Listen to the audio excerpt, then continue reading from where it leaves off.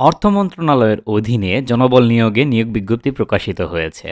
অর্থ মন্ত্রণালয়ের অন্তর্গত আর্থিক প্রতিষ্ঠান বিভাগের আওতাধীন সোশ্যাল ডেভেলপমেন্ট ফাউন্ডেশনে 25টি পদে 237 কর্মকর্তা কর্মচারী নিয়োগে 29 অক্টোবর বিজ্ঞপ্তি প্রকাশিত হয়েছে।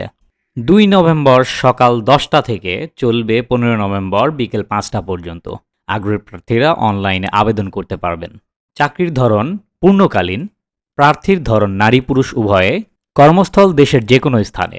প্রার্থীর বয়স 40 থেকে 50 বছরের মধ্যে।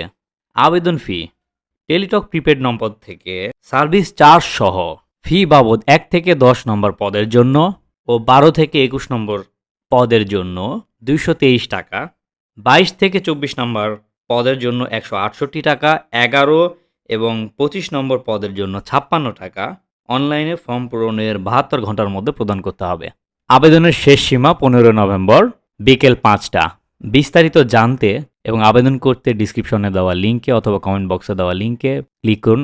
আর অবশ্যই আমাদের চ্যানেলটি সাবস্ক্রাইব করুন, কেননা আপনাদের যে কোনো সরকারি বেসরকারি চাকরির আপডেট সবার আগে পাবেন জব সার্কুলার বিডিতে। ভিডিওটি দেখার জন্য ধন্যবাদ।